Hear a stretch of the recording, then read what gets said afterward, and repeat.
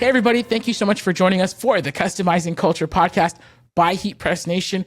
I'm your host, Jared Barbosa. And you guys, if you know me, you know how stoked I am to have back on the podcast, part two, you guys, miss none other than Mr. Lee Stuart. Lee, how you doing, man? Pretty good, man. Glad to be back on this thing. It was super fun last time. Yes, sir. Oh, man. I had an absolute blast. If you guys don't know, Lee is probably one of my favorite content creators, period. Yes, he is in the garment decoration, I guess niche you'd call that, but just overall his channel is super entertaining. Even if you don't screen print, not only do you have a lot to learn, but I think you're really going to enjoy it. Anyways, Lee, for those who may have missed our first podcast, why don't you reintroduce yourself? Tell them what you're all about. Yeah, I'm a screen printer, shop owner, embroiderer / YouTube video creator / guy who just talks a lot of shit on the internet and makes a lot of cool stuff in the process. Dude, I love it. And what he did leave out, former pro motocross rider. Yeah. Back in the day, was a former pro motorcycle and snowmobile rider too, but now I'm just a washed up shirt printer. Washed up, not even 30 yet, right? No, I'm old. I'm 37. Oh, what? Okay, hold on. Mind blown. So I'm about to be 36. For some reason, I thought I had some time on you. Yeah, I'll be 38 this year. Oh, no, okay. We're like the same age. All right, cool. I'm about to hit that midlife crisis, man. I got to get myself a convertible and a 20-year-old girlfriend. Dude, okay. Sorry, this is totally not on the t-shirt topic, but my 30th birthday was probably my most depressing birthday of all time, and I'm already dreading my 40th. I don't know what the heck's going to happen. Yeah. 30 for me was like, that was a hard one, and then all of a sudden, it was just like they just started clicking off super fast. So 40's coming quick. Oh man. Yeah. It's knocking on my door for sure. Yeah. All right. But so honestly, and to our viewers, like, I feel like I could just chop it up with Lee all day, but I know you're watching the Customizing Culture podcast because you want to hear us talk t-shirts. And honestly, I love t-shirts. I know, Lee, you must, right? I imagine by default. Absolutely. Hopefully you love t-shirts. So now I did want to quickly recap though. So we recorded our previous episode, which if you guys haven't seen, go check it out. Lee Stuart, I forget what the episode number is, but it's in I believe season 1 for us. Anyways, we shot that like almost a year ago. And so a lot has happened in your shop in the past year. You almost got murdered by your heat press. You brought on an embroidery machine and then you got a bigger one. Kind of like, if you don't mind, can you kind of recap us through the past year at the shop? Yeah, the shop has grown by leaps and bounds this past year. So what happened to me would have been about, well, not a year ago. It would have been about almost 2 years ago now. You can see it on YouTube. I went through a period where my shop was like shut down. Like everything was going wrong. I moved into a new facility and just like everything with the new facility, with the new equipment, with new everything was just like, it was bad. And I wasn't able to work at all for a complete year. Ooh. It was tough. I almost lost the whole business. It was a real bad time in my life. And the shop finally got going again shortly before we recorded that first one. It would have started up again last January. And man, it picked up speed fast, real fast. Like it blew the doors off that thing within the first 3 months. I went from doing no work at all to doing 5 times more work than I've ever done in my entire life. And it blew up. Like last year, business wise, I think the business grew around 300% ish, I think. Dude, nice. It was massive. Brought on employees, brought on tons of new equipment, like the whole deal. It's crazy. And I'm still kind of scrambling to keep digging myself out of that hole because it's growing still at a pace where I'm having a hard time keeping up with it. Yeah, and an interesting point, and I know it's something that gets brought up a lot. This is your shop. This is your actual print shop, not the YouTube channel. Because right. I know you get the comment, and if it bothers me, I know it bothers, or maybe it bothers you. It's like, oh, he's just a YouTube shop. He's just a YouTube shop, and it's like, bro, this dude's pumping out work. So just to so I understand, right? Like the 300%, that's just the shop, right? Not the channel. Oh yeah, the channel. I almost didn't make videos at all last year. I made like maybe 6 videos last year because I just didn't have the time. I've just been cranking on the business, and of course, the business is a real business. It's that is the main thing. It's not a YouTube channel, that's for sure. If I was surviving off of YouTube, I would not be here right now. I could tell you that. Right? Yeah, it's more or less the channel's about me growing my business and showing what I'm doing along the way to help other people do the same. And, most people know that. The people who are haters, try and make themselves feel better by saying it's just a fake thing and whatever. But, whatever. Let them think what they want to think. Yeah. No, there's a lot of our followers. And I think in this industry, like, because everybody's like has that entrepreneurial spirit, everybody kind of wants to like, oh, I want to have a YouTube channel. I want to have a YouTube channel. But I think not everybody realizes how much work you have to put into your business, because the YouTube, I mean, some people do get lucky, but YouTube does not, in most cases, pay the bills. Yeah, I mean, it can. Like, if I was to go one way or the other, I could definitely, at least with the size my channel is now, I could survive off either one. The business definitely is far more successful. It's not even close. That's why, obviously, I put my time and efforts there. But, I mean, yeah, like you can make a business out of a YouTube channel, but I mean, both of them are full-time jobs, no matter what scale they are at. That's the hard part. And, in the beginning, I was able to kind of juggle both pretty well because the shop wasn't super busy and I wasn't going super hard on the channel. So I was able to kind of take that time and divide it in half, and was able to do a good amount of stuff and grew the channel very, very well. But now it's the point where like my time is, I don't have free time anymore, and it's just all in the business all the time. So it's coming to a point now where I think I have to hire someone to help me with the YouTube side of it, because I can't physically do it all by myself anymore. It's too much. There's no person could, because I'm working like 12 hours a day in the shop right now. And where am I going to find time to edit a video beyond that? Because my videos are not a quick process to make. Yeah. Anyone who's ever seen one, they know they're very in depth, very well edited, and they take a lot of time. So I've been editing one video now for the past 2 months, and I'm still not done.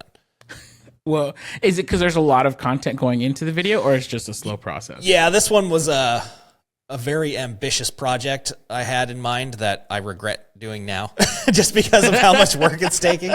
My whole goal was to film a whole week in the shop and follow me throughout an entire week and show people like, this is what we do in a week, and this is, how much money we made. This is all the whole deal. Like it's crazy. And typically when I film a video and edit them at the level I edit them at, like I usually have about, I would say 3 to 4 hours of rough, raw footage, and then I have to edit them for about anywhere between the range of like 10 to 15 hours to get them like in the nice polished states that people see.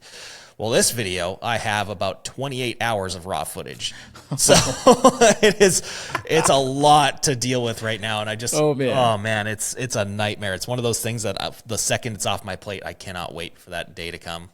It's going to be so nice, because then I can get back to just making normal videos and I'll be able to turn them out a little bit faster. But yeah, this one was a little too ambitious of an idea, I think. When you guys go watch that video, make sure you like and subscribe, because dude, that is a lot of work. That one's going to be, I've been kind of clocking my hours editing that one, and it's going to be up there. It's definitely going to be the longest editing time I've ever had, for sure. Man. Now, so kind of going back to the shop. So the shop past year been pretty wild, adding a lot of stuff. I thought it was really, for me, it's funny. I'm sure for you, it's a headache. For me, I thought it was funny. You brought on the new embroidery machine, and then pretty quickly you brought on the 6-head. Yeah. Like you upgraded that one. Can you kind of talk us through the process of that? Because I've been there where like I get a new toy, it's sick, and then once I start using it, I'm like, dang, I should have got the bigger one. Like, can you talk us through your embroidery journey? Yeah. So yeah, I had kind of dipped my toe in the embroidery waters a few years back with a machine that was just not up to my expectations. I'll say that much. It just would not meet my level of quality that I like to put my name on in my shop. So I just kind of parked it in the corner, didn't touch embroidery for a long time, and I almost wanted nothing to do with it at that point. And then I was approached by RB Digital and Tajima, and they were like, man, we want to work something with you. We think we can get you a good machine that can do what you want it to do, and you can, make this thing look really good for us. So I was like, you know what? I'll give it another shot. It took me a long time to get on board. Like Zach from RB Digital had to like really twist my arm to take that deal for quite a while. Cause he was just like, man, you got to do it. You got to do it. Like every week he'd call me for a good couple months. And then finally I was like, fuck it. All right, let's do it. So we did. And yeah, right away, you can see in that video, like I was just mind blown and like pumped immediately out of the gate with just how well that thing embroidered with the first push of a button. I was like, holy shit, this is what it's actually like to do embroidery. Amazing. I love embroidery all of a sudden. And yeah, embroidery took off huge, very, very quickly here. It grew to the point where it almost caught up to screen printing within that first couple months. Like just, it was nuts how much, how profitable it was. And I saw that right away and was just like, man, like the single head is not going to cut it, obviously, because we were doing pretty well. I had no embroidery clients from the start. Obviously, you have to build that from the ground up. So I was starting off with little like 12-piece hat orders, 24-piece hat orders, and it was doing fine for that. And then that just started ramping up higher and higher and higher and getting more into like our higher volume clients like we do with the screen printing side. And all of a sudden one day someone came and they're like, we want 300 hats. And I was like, oh, that's a lot of hats. Sweet. But then I was like, man, these hats have like a stitch count of like 21,000 stitches or something like that. So it was like 30 minutes on the machine. It took us a month to run that order through. We run that machine every single day, all day. So you actually finished it on the single head? We did it on the single head because it was just like, I'm not giving anyone else that money. I'm getting it done. So we ran that machine 8 hours a day, every day, just like supervised the crap out of it, got it done on time, just like told the client, like, man, it's going to take this much time. Just be patient with us. And they were totally cool with that.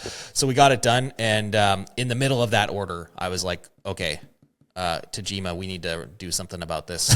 And I need the 6-head version of this machine as quickly as I can get it. And so yeah, in the middle of that order, they started that whole process. By the time when that order was wrapped up, the 6-head came in, the single head came out. And now embroidery is to the point where it's just as much as screen printing in our shop. It's about 50-50. Wow. Yeah. And that's saying a lot because less than a year. You're a screen print shop. Yeah. That's what everybody knows me for. And, but man, quality embroidery is hard to come by, it seems. Mm-hmm. And especially in my area. And we do it at a level where it's, I'm the most picky person in the world. I want everything to be perfect all the time. And it's took me a long time to work with like the right digitizers and things like that to find a level that I want it to be at. And like, I'll tell them, most digitizers just want to like crank it out super fast, get it done and whatever. Mm-hmm. And most shops want to pay as little as possible for digitizing, which is the craziest thing ever. They want to do that like $5, $10 digitizing and, just push absolute garbage out the door essentially. Whereas I will pay any amount of money for digitizing as long as it is super tight, super good. Like I want to get that as close to, crisp and screen print level as possible. And I always tell them like, I don't give a shit how slow my machine has to run. I don't care how many trims you have to do in it. Like if that thing takes twice as long to run as it normally does, do it because I want it to look better. It's about quality over quantity for us. And because of that, our embroidery just took off so fast because everyone that comes and gets something embroidered by us, they're like, wow, this is unreal. Like the quality level is like nothing I've ever seen before. And I'm like, yes, that's what I want to hear. Man. And that's, to me, that's so interesting. And I love that that's the case because so many times people, you're starting up, you're super tempted to cut corners because you're just like, okay, I got to get this job done. And you're like putting like unnecessary pressure on yourself to like, I got to get it done. I got to make this much money. Okay, I'm going to skimp out here. I'm going to cut corners here. And the customer won't know. They won't know. Yeah. And I feel like, those same people, and I'm going to be honest, I've been there. You don't get the return customers and you're wondering why. Yeah. And it's like, oh, dude, like okay, so you made an extra $40 on this job and your shirts are just not the quality that they should be. Yeah. Like, I love that that's how you're growing because I think it's just a testament to like, dude, people want quality. They're willing to pay for quality, but you just got to put out quality. Yeah, and I hear it all the time because, we run a very huge print group called Rogue Printers. It's got like 15,000 members and stuff, and I see it almost on a daily basis where people will say like, oh, the customer won't notice that. Bullshit. They absolutely do. They don't notice it until they do. That's the way I look at it. Like, most probably won't notice a lot of stuff, but until they get something made by someone like me, then all of a sudden they're like, hey, why is this so much different than my stuff? And that's when they start noticing stuff. So, when it comes down to it for us, most shops are always just like speed, just pump it out, get out the door and whatever. And I get it. You want to just keep that turnover going and keep that money rolling in, but you can do it the other way too, and focus more on quality, have slower turnaround times, have like people booking out time, you know, like a lot of shops just want to have maintain that like 2-week turnaround time or less all the time as much as possible. And they're going to cut a bunch of corners to get it there.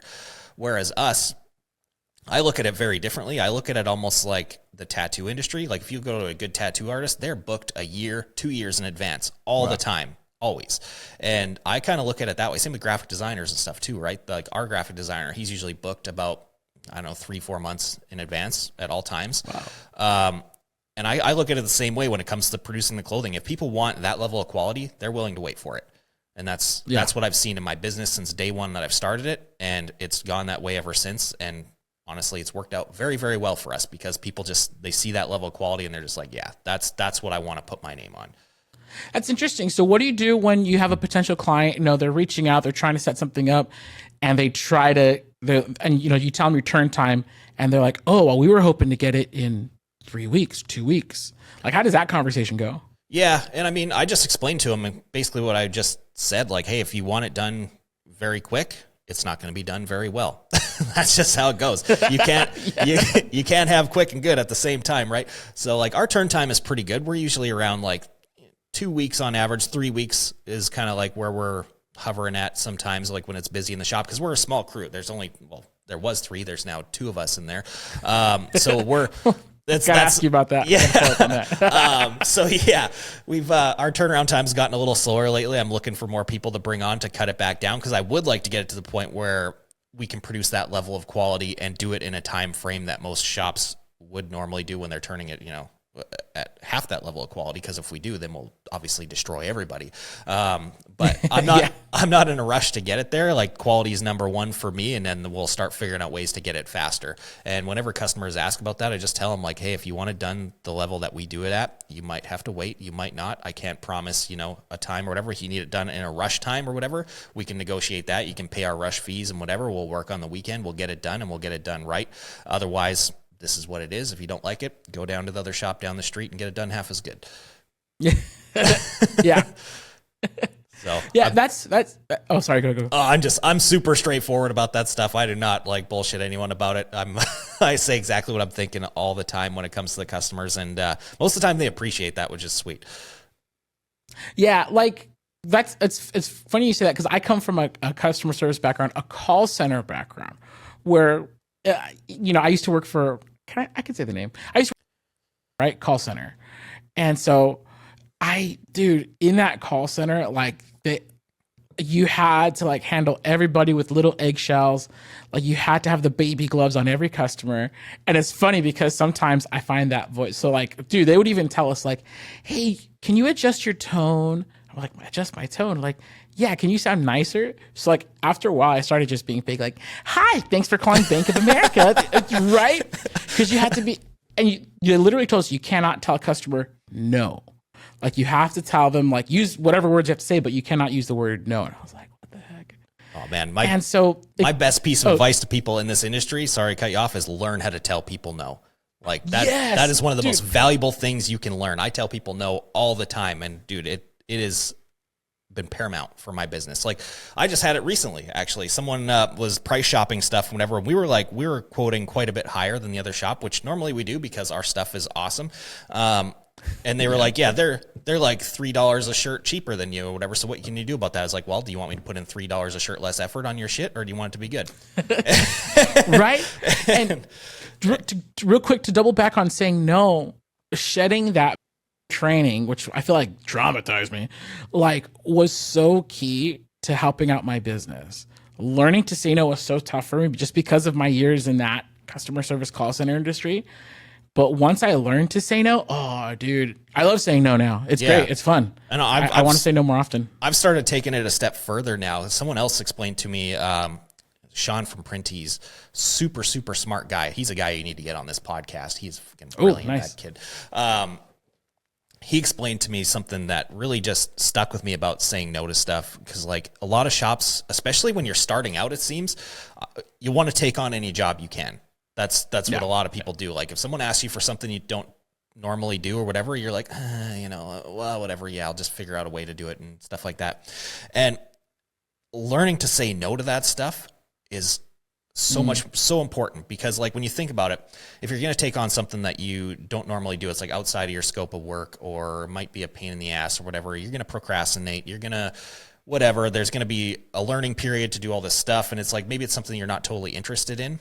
And dude, but the amount of time you waste on those kind of jobs, when you think about it, you could have done 2 or 3 of the things that you normally do that you're good at, that you love to do. So I learned how to say no. Such a good point. Yeah. And I used to do that stuff all the time up until like probably, I don't know. I slowly started getting into it on my own about like a year ago. And then when me and him had that conversation, it would have been about a couple months ago, it really like drove it home to where I was like, man, like I'm going to say no to like everything I absolutely don't want to do or doesn't fit with the normal scope of work that we do here every day, because it's just such a time waster, where if I could just like take on, an order for, let's say like 50 hats or something like that, I can get that done in the same amount of time it's going to take for me to do this one stupid little thing that I have to learn and figure out, and it's going to piss me off and I have a bad day and whatever else. So it's just like learning to say no to that kind of stuff, figure out what you love to do, what part of the industry that you like, what things you like to make, stick to those things, and you'll be able to save so much time and market those things so much harder, get those skills dialed better, all that type of stuff. It's just, saying no is so important.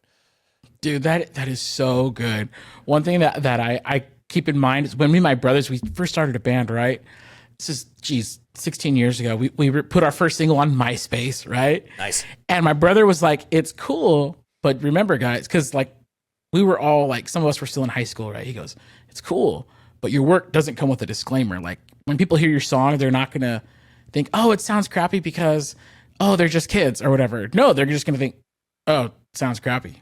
Yeah. Like, so when people like get your t-shirts or get your hats, like for me, I keep in mind, like my hats don't, or my t-shirts don't have a disclaimer on them on the inside tag. Like, I made this in my house. I made this in my garage in my spare time. So if it sucks, forgive me.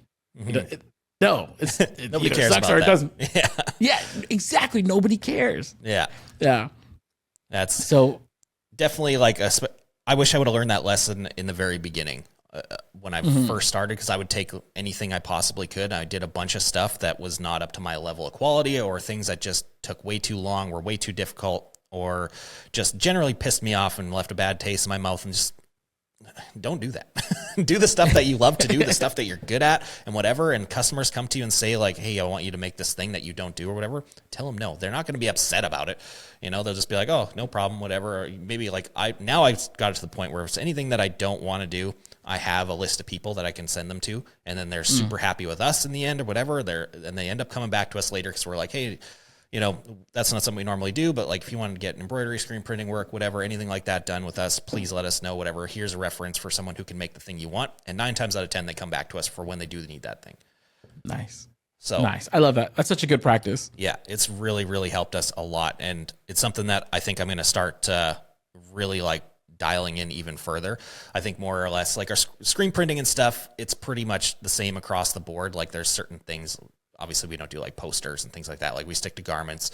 But in the vinyl side, like all the sign work and things like that, like we're going to start really tightening that up. Like I'm going to stop making, like vehicle graphics, things like that. Like the things that just, I have no interest in doing. Like the big thing that's a big money maker for us is making die cut stickers in there. We make tens of thousands of those things a month. And I think I'm just going to take our whole vinyl department and just 100% focus on that and send the rest of that stuff out. Because it's coming to the point where I think I need to take my own advice and say no on some of that stuff. I just did one where I did like a large scale graphic, and I was just the whole time I was like, man, this fucking sucks. And I'm just like, man, in this amount of time, I could have made so much more money making stickers. Yeah. so yeah. Yeah. So that brings up another question that I had for you. So like because you've gone through a lot of different equipment, and what's cool, what I really appreciate, what I know your followers and fans appreciate, is that like you're not afraid to say, hey, this machine did not work out. The color on this didn't work out on this printer, whatever, right? How do you, Lee, how do you decide, like, I'm going to troubleshoot this machine, I'm going to keep working on it, I'm going to try to get it to work, or I'm going to throw it in the trash? Like how do you kind of decide which machines stick around and which ones don't? Yeah, that one's, I mean, it's different for everybody, I guess. Like for me, I have obviously a very strong background in things that are mechanical with my motorcycle background. So that right there gives me a really good leg up, because I mean, I'm a Red Seal certified mechanic, so I know how things work. I can take all this shit apart and put it back together with my eyes closed. So right there, I'm just like, I'm able to see things a little bit differently than most printers do, but mainly I just kind of like run stuff through the ringer and try stuff. I'm a very determined, very driven person. So if something doesn't work for me, a lot of people will be like, oh, whatever, and move on. I cannot do that. I'm like, I got to figure this shit out. This has got to happen. It'll eat me alive. I can't sleep. So I'll just sit there and figure it out, do everything I can to get it done. But, it comes to a point where you figure out that, it's not this, it's not me, it's this. And then you start solving the problems and things like that. And I'm like very, very analytical about stuff too. So like I'll sit there and like take notes and data while I'm doing stuff and like test it against itself multiple times to try and see if I can replicate problems or replicate successes, things like that. And my brain works very, very weird for a printer. And, but also too, I feel like it's kind of like a responsibility of mine too, because if I do say something sucks, like a lot of people take my advice, so I got to make sure it sucks, right? Or if I say it's really good, I got to make sure it's good before I do so, just because a lot of people will do that. I've done it in the past where I've regretted it, where I've said like, oh, this machine's really awesome and whatever, and at the time it was, but then like 6 months down the road, then things start to happen to it, then I'm like, oh shit. So now, like if I'm doing like product reviews or saying stuff, I will test it for like 3 months minimum at bare minimum before I start saying anything about it, because I'm having that right now. It's not an embroidery machine thing, but it's an embroidery accessory I've been testing, and right out of the gate, hated it. Week later, loved it. 3 months down the road, hate it 10 times worse than it started. So now it goes back and forth so much. And now that we've done so much testing on it, like we ran, I think, before I came to my conclusion, I think we ran about 700 or 800 pieces through this thing so that I could really like make sure I'm going to say the right things in this video when I get around to making it. And yeah, you just got to put the time in, put the work in, like really kind of see things from different angles and stuff. And like another thing is learning not to get super frustrated, because the second you start getting frustrated, like shit just starts going wrong no matter what. So you got to like take a step back, and like get in that right headspace. Yeah, take a step back and like, okay, what's the problem here? How can I solve it? And blah blah blah. It's just that's a tough one for a lot of people, and that's something that it was a tough one for me for a long time that I've able to kind of learn in the last couple of years now, and it's helped out a lot. But yeah, when it comes to equipment, man, it's a crapshoot sometimes. There's a lot of good stuff out there. There's a lot of bad stuff out there, and it's tough to weed through the crap out there because there's so much like marketing material that like says all this stuff is awesome, right? And then there's people who are like YouTubers and things like that, like me, that'll say it's awesome or say it sucks and whatever, and it's like, who do you believe? So you got to kind of like take that stuff with a grain of salt and look at like, what are the needs for yourself? What are the needs for your shop? What problem is this going to solve for you? And make your best decision that you can.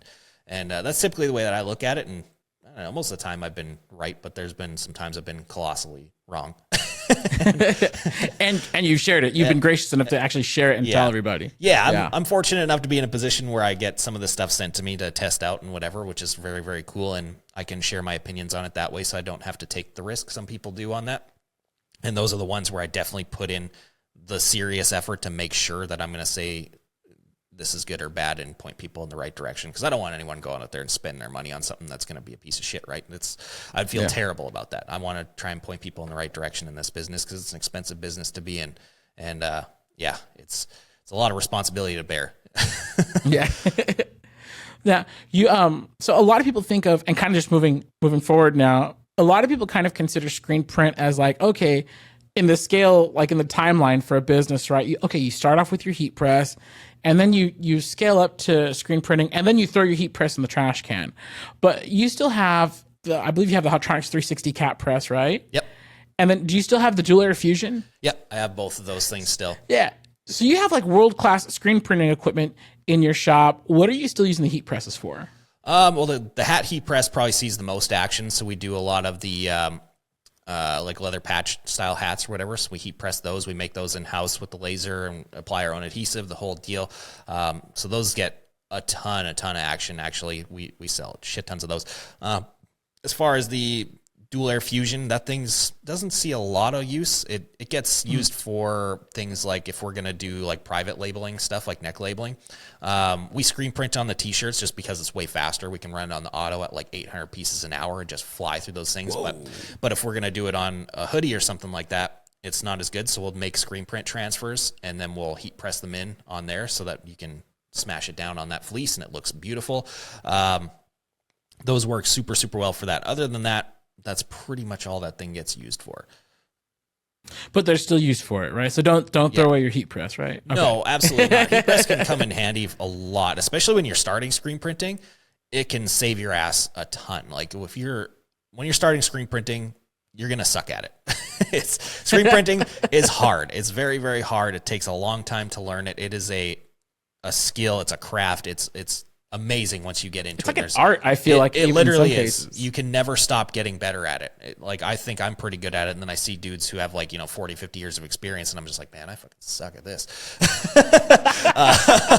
So it's like, it's something you just always get better at, and there's so many things to know, and it's just like, it's super awesome. I'm so passionate about screen printing, but when you first start, you're going to suck at it. You're going to print stuff that's not very good. You're going to have shirts that are like full of fibrillation. That print's going to be super rough and gross and ugly looking at the beginning because it's a long road to get it to the point where you're laying down smooth prints. So when you have that heat press in the background, you can save your ass essentially. If you have one of those prints where you're printing on a difficult shirt and it's like bumpy and just terrible, you can heat press that thing afterwards and smooth that print out and make it nice. It's not something that, you want to have a regular practice with, obviously. It's more or less a Band-Aid to fix a problem. You want to learn how to do it the right way eventually, but I mean, not everyone can just figure that out right away. So at least you can turn out a high quality, super nice looking, super nice feeling product when you're not at that professional level by just adding in that one more step with your heat press. It's super important to have one, I think. And then of course, like a lot of people use them for short run stuff, like DTF is becoming a big thing now and whatever else. So I mean, like heat press will constantly make you money one way or another in your shop, or at least provide value to you one way or another. Nice. I have a two-pronged question. Well, I don't even know. I'm just going to ask the question and we'll see how it comes out. All right. I'm not like a pro at this podcast thing or anything. You're pretty good, man. You're one of the best interviewers I've dealt with. Oh, well, thank you. I appreciate that. Okay. So first, since we last talked, you dropped your signature screen press, which, dude, blows my mind. I loved your video because you could just see how stoked you were on it. Like, I guess the first half, like, how did that feel, man? Like dropping your own signature press. Unreal. I mean, like, we had the signature squeegee come out a couple years ago, and that was a huge deal for me. It was something just like to have my name on something was very, very cool.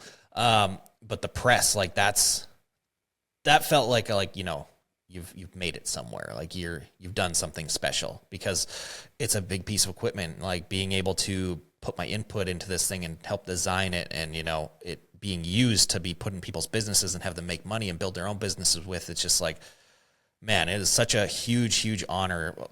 Growing up riding and eventually turning pro, like all of us, our dream was always to have a signature something. Like when I was a kid, like Jeremy McGrath was my hero, and I wanted his signature goggles and signature helmet and stuff as much as possible. And like, that's always the dream for every kid. It's like, I want a signature thing like this guy. And, I made it to a high level in professional riding and stuff, but never got to do a signature anything and whatever else. And then just to finally get it with this was just like, man, that's fucking cool. Something I did never expect. That's for sure. Yeah. Would have never expected it to come from this, but super, super awesome. And just being like the first person to break that kind of ground too was also very cool. Like it took me a while to kind of like realize that after I kind of stood back and be like, no one's ever done this before. That's saying something. That I'm doing something that means something, I think. And massive, massive honor. And seeing those things out there now, like now when I get to see them out in people's shops and see like people tagging me on Instagram on these things, and I get to like do these coaching calls with people that have these presses, things like that, it just blows my mind every time that it's there. Even like it's the first thing I see when I walk into my shop every morning, and still every time I like look at it, I'm just like, fuck yeah. Dude, for sure. Yeah. No, you should definitely be proud of that. When I saw that, because I remember you teased it, and I was like, okay, well, he has a squeegee, signature frames, like, I don't know, right? And then when it was the press, I was like, oh, dude, that is nuts. And I love where it sits kind of in the spectrum of machinery, because it's priced where it's entry level enough to where, I mean, maybe it's not like your beginners, I'm screening in my closet type of thing. But if you're starting a business, I feel like it's right there. Was that kind of the intention with the design? That was my goal with it. It was more or less to be like a business starter kind of thing. Because there's obviously the higher end stuff like the Riley 300 and things in that class that are professional level manual presses. They're expensive, amazing machines. I've had them. And then there was the original Riley 250 that's more or less like a kind of a beginner press kind of thing. And I wanted to figure out a way to kind of get in the middle of that almost, but still maintain a price that is affordable for most people starting out. I wouldn't say it's in the middle. I guess it'd be like a little bit above the 250 kind of thing. So we took some stuff from the 300, like the roller bearing registration gates, things like that, the aluminum pallets, having it on a proper stand, all that stuff, so that it's just like ready to go out of the box and something that can last you from being a beginner screen printer all the way to the point where you have an automatic in your shop. Like I have an auto in my shop, and that manual still gets used from time to time. I mean, it's very, very useful. Nice. So yeah, that was kind of the goal, something that could last from start to finish and something that's accessible enough for anyone that's going to take screen printing seriously. It's definitely not something that, like, if you're just going to be a beginner crafter level, just doing some fun stuff, that's not the press for you. But if you're looking at like, I want to start a screen printing business, that's what I designed that press for, is those exact people. So a lot of heat pressers will eventually graduate into screen printing just by sake of volume. Who do you feel is like the perfect candidate? Like, let's just imagine a heat presser, right? Somebody's just cranking out. Maybe they're just doing vinyl for now, right? What's kind of your ideal candidate to get your signature, but just to get into screen printing in general? Well, number one is you have to have the drive and the interest in the craft itself, I think. Like, you have to have an interest in it versus just looking at it as a means to make money. If you're looking at it as a means to make money, I mean, yeah, you can make a lot of money doing it, but that's just not the way to approach it, I think. Like, a lot of people, just because they think like they got to get going and start making money with it right away, and they start trying to cut corners, skip steps, things like that. And that's not something you can do with screen printing. That's when you have tons and tons of problems with your stuff, and that's what tends to turn people away from it, because they don't work on solving these problems first. And so, I mean, it's more or less like the people who, they want to go the distance with a business like this. Like, I was on a heat press when I started, and I knew right away, like, screen printing is where I need to go next. That is the end game. That's the level of quality. That is the top of the food chain. I have to get there. So I deep dove screen printing hard for like a year. I learned everything I could about it. And it wasn't about like the money aspect to me at all. It was about like, how can I get good at this so that I can make money at it? And that's the way you got to kind of look at it. If you have that mindset, you'll be super successful with this. Otherwise, yeah, if you're turning out like, if you're working in like most people, I guess, with heat presses are in a basement shop, bedroom setups and things like that. Like, that's, if you're putting in at least a couple hours a day into that business now, you're ready to start graduating to screen printing, because you're not going to be able to keep up with the volume. If you want to put out more, you have to move to screen printing. There's no heat press on earth that is going to keep up with that level. It's just, you can't, not with the speed, not with the level of detail, the quality, all that stuff. Eventually you have to get there. So if you're at that level now, start looking into screen printing for sure. If you're doing at least like one job a day in your little heat press setup, you're ready. Get into it. Nice. Dude, I love that advice. Just like straight and clear. Yeah. All right. So I have to ask, as part of scaling up your print shop, it's not just like equipment that you're bringing on, but also personnel. What is that, like its own separate struggle? Or I don't want to say struggle, but like, you're learning new processes, you're learning new embroidery machines. How is it like bringing on staff? Like, yeah, it's a struggle. It's absolutely a struggle. Oh, is that? Yeah, that has been the most stressful part of running a business to me now. Is like, we're getting to that point where we're starting to add people and train people and things like that, lose people, have to fire people. And man, it's something. This is a whole new aspect to me that I haven't experienced. And yeah, it's tough. It's hard to find good people, that's for sure. But the one thing I can say is like, hiring people is so important. Like, I always thought I could do everything myself all the time, and that like, no one's gonna be able to complement my business enough to be worth it for me. And that was the dumbest thing I could ever think. Like, I'm an idiot for thinking that. Adding people is so valuable. And like, now it's just, every time I see a problem, I'm like, how can I put a new person on that? I want to get more people in here. I want to, like, the goal for this year is to get as many people into that shop as I possibly can to take things off of my plate. Because I learned, like, the less I've got my hands in these problems, the more time I have to grow the business. And that's what it all boils down to. You gotta, as a business owner, you gotta be working on your business, not in your business. And right now I'm kind of handcuffed to this thing because I'm the only screen printer. I'm the only one who knows how to do absolutely everything in that shop. And now I've got a great employee, like my graphic designer. He runs on his own. He always does. He asks me minimal questions and stuff. So like he's solid. I've got an employee now. She's incredible. She's like my right hand in the shop. She's learning a lot of cool stuff in there to the point where now she's almost got the embroidery department on her own, which is nice. Great. She's been with me for about, I don't even know, like 5 months now, something like that. And yeah, that's pretty quick to be so valuable. That's pretty good. Oh, she's incredible. She is a model employee. I don't want to, she can probably even hear me saying this, pumping her tires up right now. But like, she'll literally follow me around with like a notepad and shit all day long and like write things down and like watch every little thing that I'm doing and like put it in like a little procedure so that she can understand it for herself later on. And then if she's got to do this thing later on, she's got a little thing to go back to and solve that problem on her own without having to ask. Ask her if she wants to move to California. It's unreal. Like when she brought that little notepad, I was like, what the hell you got there? And just like, I started flipping through the pages like, man, this is how you get raises right here. And she got one immediately after that.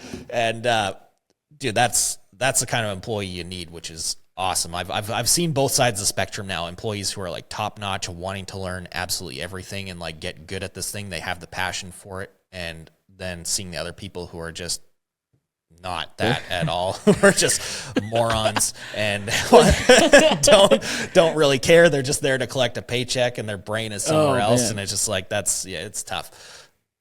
If there's a spot where just coming to collect a check is not going to work out, I would imagine it's your shop specifically. Oh, I'm not easy to work for. Anyone who knows and watches my stuff, obviously I'm super critical about everything. Like I am not an easy guy to work for. That's for sure. I'm super like calm and relaxed about everything. Like you want to show up 10 minutes, 15 minutes late every day. I don't give a shit as long as you get done what needs to get done.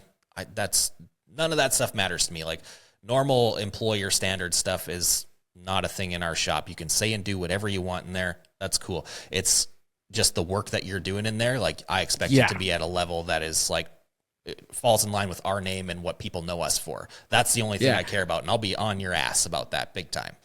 Yeah. And no one's accidentally stumbling into that level of quality. It takes a lot of intention. It takes a lot of intention, a lot of dedication, and just like attention to detail is the biggest thing.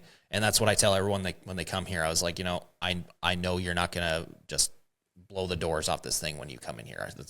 It's just completely unrealistic. But I do expect you to have attention to detail and to look at little things like that. And, if something's dirty, clean it. If you drop ink, swipe it up, like shit like that. Like just small things. Or if like you're working on like with embroidery machine or something like that, you see something that's like the quality is not quite there. Ask me about it. Don't just throw it in the pile, something like that. And I'll tell you whether or not this is good. And then you can start making that judgment call from there on out. Just all that kind of stuff, man. And then I've had the ones where the attention to detail is not there at all, like literally at all. Yeah. It's frustrating. You mentioned having to let somebody go. How is that? Like I've never had to fire anybody. Man, it was like, I don't know. It was kind of a tough thing at first, but at the end I was kind of like, I don't want to sound like a dick, but I almost enjoyed it afterwards because I just realized how bad this person was at their job. And I was just like, you got to get them out of there. And after it was all said and done, I noticed all the problems that we were having went away. And like magic. Like everything, just all of a sudden the shop was a different place the next week. And it was like, all right. Oh, wow. So like what I did was the right thing. Obviously, like just the general atmosphere in the shop was better because people aren't frustrated and yelling at each other and pissed off all the time. And just everything just felt lighter in there all of a sudden. So yeah, it was tough. Like I struggled with it for a bit. It was something that didn't just like happen, like where I just didn't go like, yeah, get the fuck out of here. It was like, I gave him multiple chances, had multiple conversations about this stuff and sat him down, gave him like as many tools as I could, as much knowledge as I could, from what I've learned on how to fix this stuff. And if they don't take that and put it to work, then, they have no business being there. So Yeah. at the end of the day, yeah, enough chances were given and they had to go. And it definitely, it improved the shop. But yeah, now I got to find some new people to fill those spots. And it's been hard. I don't know what it's like down there, but hiring people, at least where we're at right now, is not an easy thing. I feel like it's always kind of been like finding the right people, and then finding, and I don't know how important it is for you, but like finding like culture fits. In addition to like working, obviously the work has to be there. Culture fit's a big one for me. That's probably the most important. I don't care what background they have, or if they had any experience in this industry, anything like that. I couldn't give two shits about any of that. I care about if I want to hang out with you for 8 hours every day. That's the only thing I care about. So culture fit for us is huge, because I mean, like, we listen to metal all day in the shop and whatever, and like I'm a very outspoken, say whatever I want kind of person, so I can't have people in there who are going to be offended by everything and all that kind of shit and whatever else. Like, no, that is not our work environment. Our work environment is very like, you come here and you can just say, do whatever you want. It's a free space kind of thing for that. We're not a politically correct shop, I'll say that. So there's a little too much of that going around these days, I think. And so we got to find people to fit that vibe and stuff. Because obviously, like, you know, if we were to get let's say, you know, soccer mom, like 43-year-old mother who drives a minivan every day, she's not going to want to come into work and listen to death metal all day, every day, right? Well, you'd be surprised, because if she's 43 now, that means that she was 20 when Metallica's been huge for years. I don't know. Yeah, it's the culture fit is probably the most important thing if you're hiring for your business. I think that is crucial. I think that's the most important aspect to have over experience and a resume. I don't even look at resumes, honestly. People that send me resumes, I literally, like, in front of them just crumple it and toss them. Like, I don't give a shit. Tell me what you're like. Yeah. Now, so I guess to kind of put a bow on, just because I feel like we've been talking a lot about like just kind of scaling your shop. Now, when you, let me rephrase the question. As you've been scaling your shop and just growing the shop, how much of it is intentional? Like, you're planning, like, okay, I'm going to do this, this, and this. And how much of it is kind of reactionary to where, like, oh, the customer demand is just here. Like how much of each goes into what you do with your shop? It's a balancing act. I mean, a lot of the stuff was intentional from when I started this 5 years ago. I've like literally envisioned this thing out in my head, most of the steps that I needed to take to get to where I wanted to go. But you also got to be light on your feet, and that plan has to change a lot, because business is just an ever-changing landscape. And it's one of those things where, yeah, like, you got to be able to adapt and make decisions very quickly. You can't be one of those people who like sits there and hums and haws about stuff all the time and whatever else, because you'll get lost in the details and you'll end up doing nothing. You have to learn to just like make a snap decision sometimes. Like with the embroidery machine, like that was one of those decisions where I was like, this is a lot of money to spend, but I feel like I need to do it. I feel like it's going to make the shop a better place. We're going to do more work. We're going to make more money, whatever. Cool. Done. It took me about, like, I don't know, before lunch, I made the decision. It was just very, very quick. And I mean, yeah, like, that's a tough decision to make when you got like six figures worth of money on the line, but you have to be able to do that kind of stuff. And, yeah, it's tough. I mean, sometimes like you can get bogged down in the details, and I've been there many, many times, because I am the type of person I am. But, you have to be able to do those things where you got to make a snap call. You got to take a huge risk sometimes. Like that's the biggest thing, is you can't be risk averse in business. That's for sure. Yeah. You have to be able to take huge chances at times and take big swings, or else you're never going to grow. And, just kind of roll with the punches, man. Like, who was it? Was it Mike Tyson that said that? Everyone has a plan until they get punched in the face. Oh yeah, that's Tyson. Yeah, that's exactly what business is like. That's every single day. You got to wake up in the morning and be prepared to get kicked in the nuts repeatedly. It's just, that is being a business owner right there. And the people who can withstand that for those first few years, they're the ones that are successful all the time. Yeah. Dude, man, I really appreciate all of like your super valuable insight that you bring. I feel like every time that we talk, it's just like, I'm like, okay, I'm going to go start my screen print shop like tomorrow. Like, but I mean, which is the dream, by the way. Like, I'm telling you, as soon as I move into a place with a garage, like, I'm getting the Lee Stuart signature, like, for sure. You got one of my shirts for reference.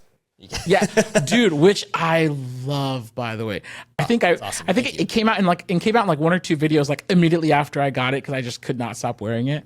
But, one that was one of the first things I printed in the shop when it started rolling again last year. I think that was actually. What'd you call it? It's like the Bushido shirt. Yeah, I made those on my manual a long time ago. I did a video on it, and it was like we sold those things like crazy. And then when the new shop started running again and the auto was working again, that was the first thing I made. I was like, I'm gonna make one more batch of these. But now like people ask me about that shirt nonstop, so I think I got to make it again. Yeah, great shirt, and I actually cannot believe it's a Bella 3001. Yeah. I got to go try those again. Yeah. Dude, I love it, man. Well, thank you so much for taking the time to talk to us. Before I let you go, is there anything that the people should know about? Anything coming up? Of course, you want to plug the channel. Make sure everybody subscribes to Lee Stuart. Yeah, make sure you subscribe to me on YouTube. Follow me on Instagram. It's just at Lee Stuart 38 on every single platform. Super easy to find. And we got some cool stuff coming this year. There's going to be obviously some new videos coming out right away. And as far as new products and stuff are concerned, I don't know what I can talk about just yet, but there's going to be some big stuff probably happening this year. So there's going to be some very, very cool stuff. Dude, well, I'm super stoked on it. I cannot wait to see it. One more time, ladies and gentlemen, this has been the Customizing Culture Podcast. I'm your host, Jared Barbosa, and today joined by one of my top creators out there, Mr. Lee Stuart. Lee, thanks again, man. Thanks for having me.